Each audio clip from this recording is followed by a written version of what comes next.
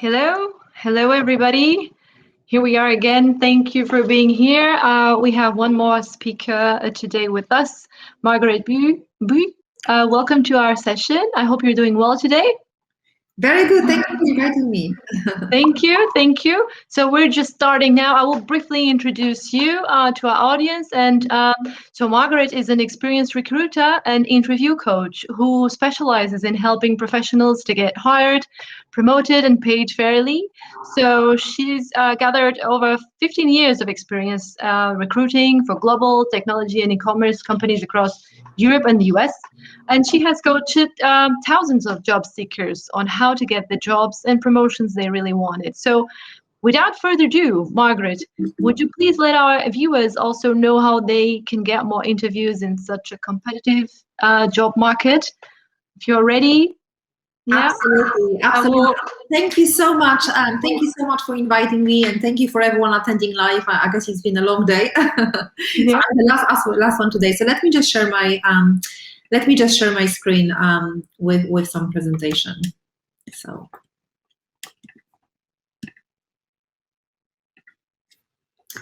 can everyone see my screen? Yes.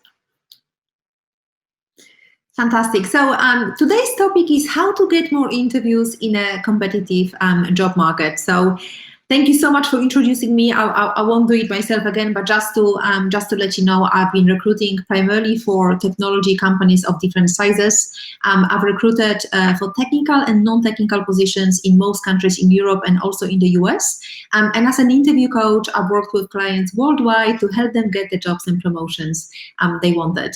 So today we're going to look at how to improve your online networking skills so that you get to hear about potentially unadvertised opportunities.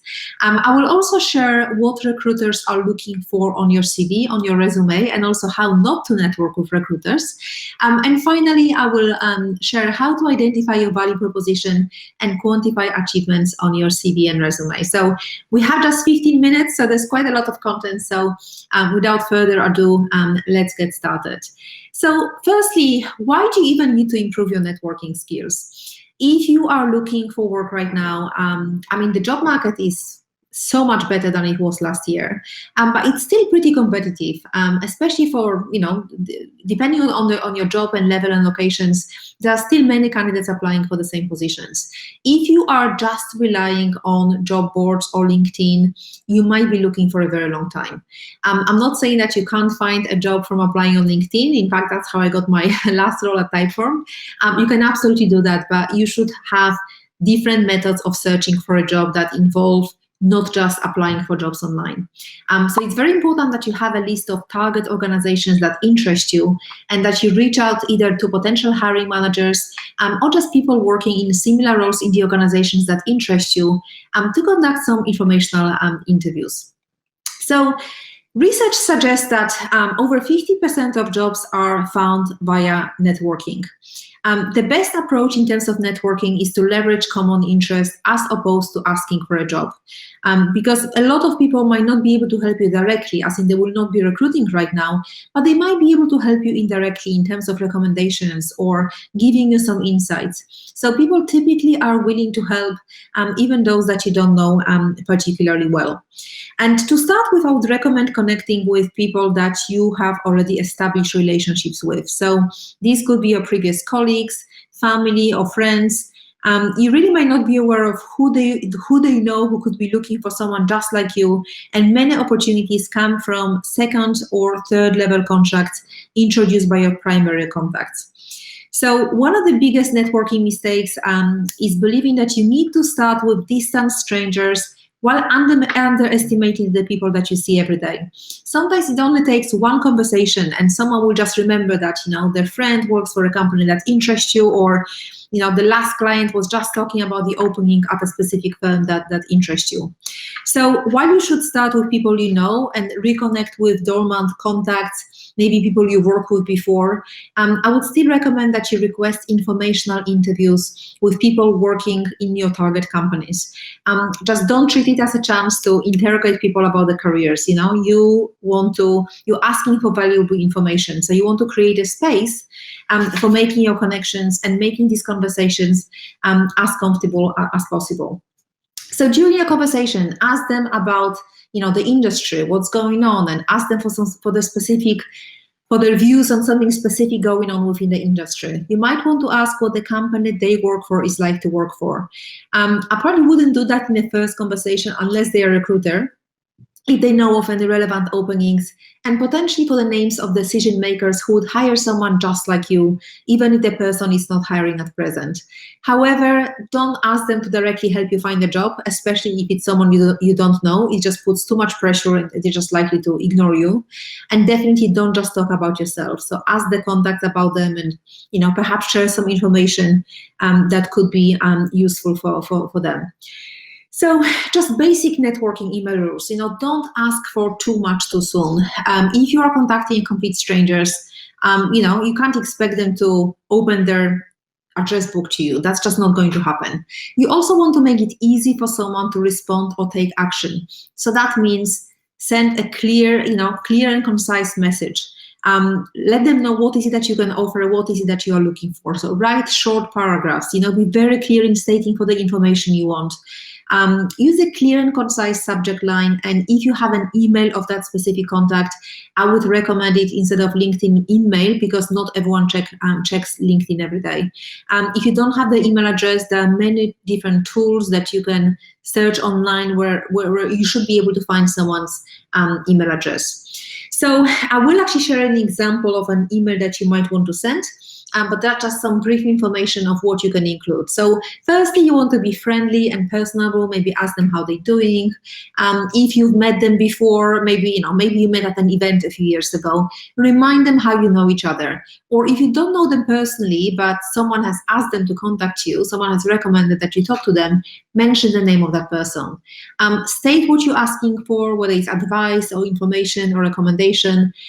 If you've met them before, you might want to concisely remind them of your background and always say thank you. I actually find it so incredible. People sometimes ask me for some information. I will send them a lot of resources, send them even some CV samples, and some of them won't even say thank you. So don't be that person. So here's just a brief example of what you might want to send out if you want to have an informational meeting. You would adapt it to your own personal situation, but it should be quite a short email. Mention why you're reaching out. So maybe you're looking for your next opportunity, or you're looking to change industry, or you've recently lost your job. So mention why you're reaching out, mention what is it that you're looking for, and also mention why you are contacting them. So make sure that you're not just sending the same copy and paste message, but mention something specific on their profile that made you reach out to them. And then just ask them if they'll be available to talk briefly over the phone or video, maybe for just 10 or 15 minutes of their time. And at the end, again, just mentioning what you're looking for. So like, for example, your insights and advice would be valuable. And again, you can refer to something that they have done that will be useful. And at the end, just, thank you for in advance for any help you can provide. That's all. If you send 50 of these messages, some people will definitely come back to you. I'm not saying everyone will, but it's just a really good idea to expand your network and expand your knowledge of the roles and the companies that you are interested in. So just briefly about how not to network with the recruiter. So every few days, well, maybe a bit less these days, but I used to receive every few days a message like, I am looking for, the person would mention a specific role, do you have anything for me? And they would send their CV. Now, I wouldn't mind if the person actually read my profile, they know what company I recruit for, they would know what roles I might be recruiting for, then that's absolutely fine. But often it's the person who clearly hasn't looked at my profile. Quite often the job seeker is quite senior and they really should know a little bit better. Sometimes my name is not even mentioned, it's just the same. They would send the same message to 30 recruiters, which is really the easiest way for your email to get deleted. So, why does this approach not work? So firstly, it's very generic. Secondly, it's all about what you want. So really, when you want to hear back from the recruiter, personalize your message. Always include the recipient's name. If we connected before, remind me how we've met. And if we've met before, give me an update of what you've been up to since then, and tell me specifically what you're looking for. I stay in contact with a lot of my candidates, but the thing is, I will not remember everyone I spoke to 10 years ago. So just to give you an example, someone contacted me recently. I didn't remember. Actually, I did remember them a little bit when they reminded me, but I spoke to them 10 years ago. So it was a long time ago. So remind me, let me know, give me an update of what you've been up to, what is it that you're looking for, and don't just ask for help, offer to help as well. So if you can help with, maybe recommending people for other searchers, but even something generic like let me know if I can't be of help in any way would work as well. So what are recruiters looking for on a resume? And this is very important because many applications receive a lot of they receive a lot of applications. So how do you make yourself stand out from that? So very briefly, what recruiters are looking for. So firstly, your most recent role.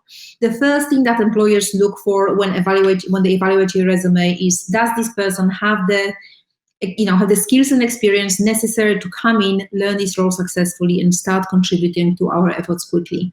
So really, your most recent role and your summary section are the places on your CV that you should spend the most of your time. So make sure you have the right keywords, make sure that you have, I actually mentioned keywords later, but just make sure that you have relevant keywords, especially in terms of hard skills, from the job description on your CV. Also, company recognition. So it's not that some companies are necessarily better than others, although most of them certainly are. It's how quickly I can assign a frame of reference. It's also known as credibility. So let's say you've worked for Amazon, then I know you've worked on projects at scale, and maybe you've worked for some well-known startup. You've probably been wearing many hats. So just in general, recruiters have been doing this job for a while, so we can just draw some assumptions based on candidates we've already spoken to.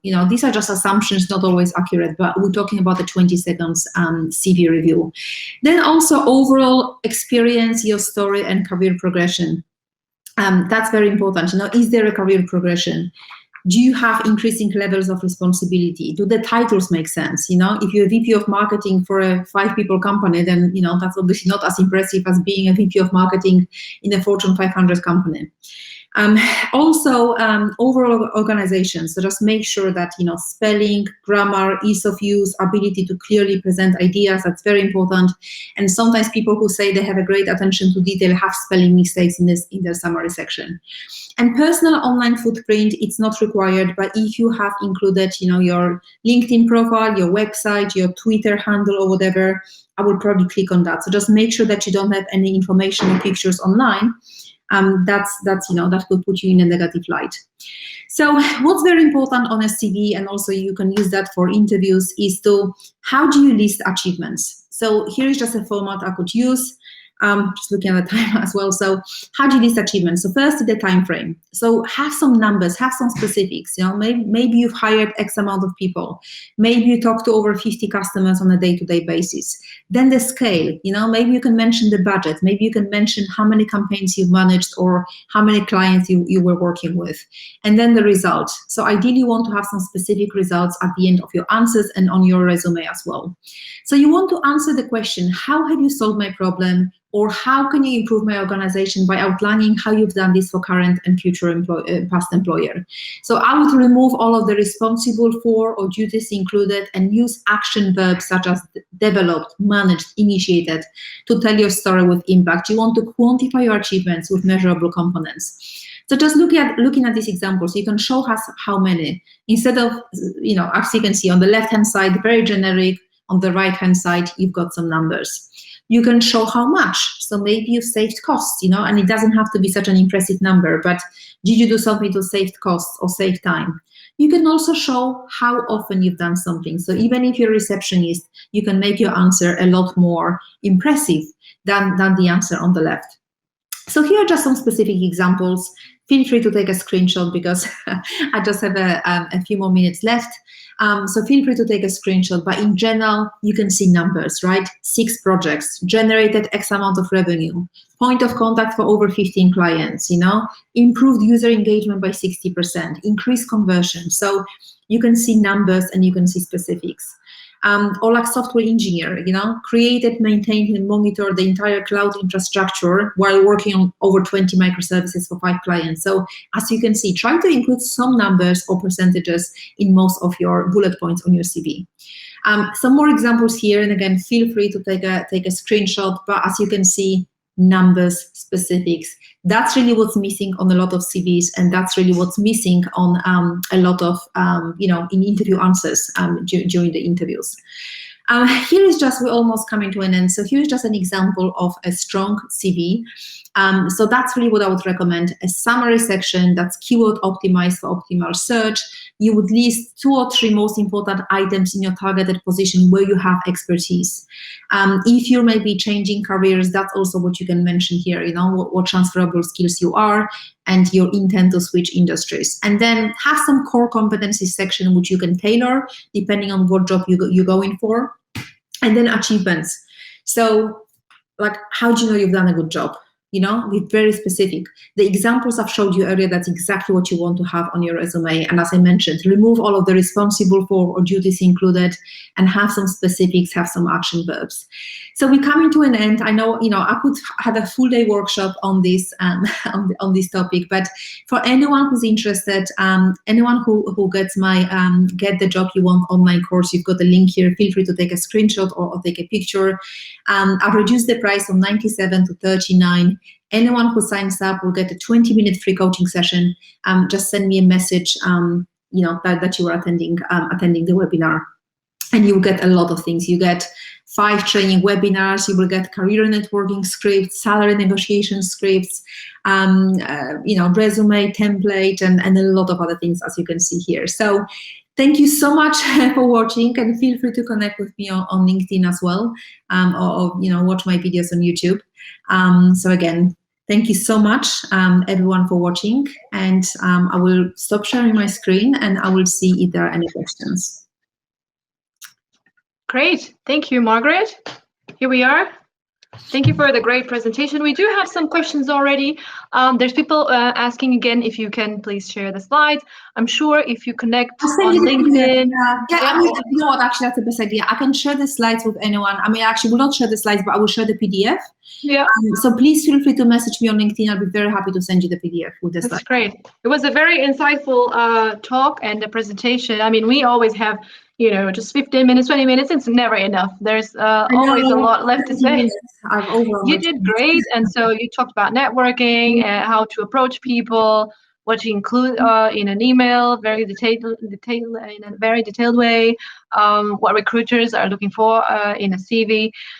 There's so much that we could still discuss. There's someone also asking how to get sponsorship for UK while not being present in the UK. The question we got. I mean, I have to say this is very hard, and I get a lot of people who want to work in the UK. But honestly, unfortunately, most companies, no matter what an amazing candidate you are, they will not sponsor you. If you like the thing is, the company has to prove to UK Border Authority by running labor market tests that they can't find someone in a specific country. So in my experience, companies will sponsor people sometimes, but it's only going to be if they really can't find someone with relevant skills in the UK. I would say it's not impossible because, I've worked for companies that have, and I think you're an engineer, right? And we have hired engineers who we have sponsored. So it can happen, but a lot of companies, you just have to be prepared. They will not hire you, even if you are the number one candidate. It's just easier to hire someone locally. So, I think one tip I would have is have a look at, before applying, have a look if the company has a sponsorship license. That list is published. I don't remember the website, but you can look at the list of companies that have a sponsorship license to hire people, because that will at least give you an idea whether they recruit people who need visas. Yeah. Okay, so please share your LinkedIn profile link. You know what? There's just one Margaret. I can't actually do it right now. There's just one we can do on LinkedIn. So I can do that. We can share it also on the general feed as well, so that everybody has access. Your contacts are also on our website. Yeah, I will actually share it. I will actually share it right now. Yeah. How long should the resume be? I think it depends on the role, but I would say no more than 2 or 3 pages. I think 1 page, frankly, is not enough unless you're a brand new graduate. Then 1 page is absolutely fine. When you have less than 5 years of experience, great.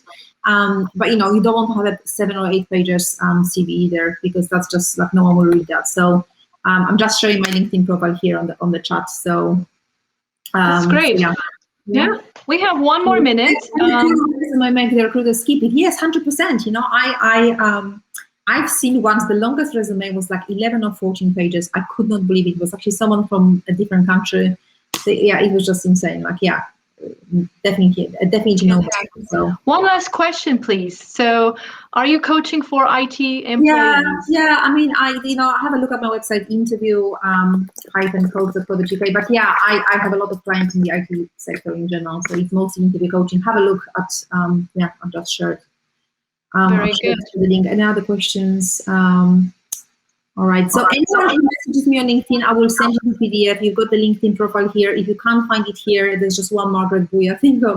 Yeah, it's not hard to find you. I know, it's not hard to find. I know. And now we know how we can get in touch. We just send you a message and say, hey, Margaret, I loved your presentation at the Tech Jobs Fair UK. Well, I'm going to share my email. That's very good. So, yeah, it was great to have you here. Very concise, very detailed. And see you next time. Thank you again for all the people who participated. Thank you so much, everyone, for watching. And any questions, feel free to send me an email or send me a message on LinkedIn. All the best. Bye. Thanks a lot. Bye-bye. Bye-bye.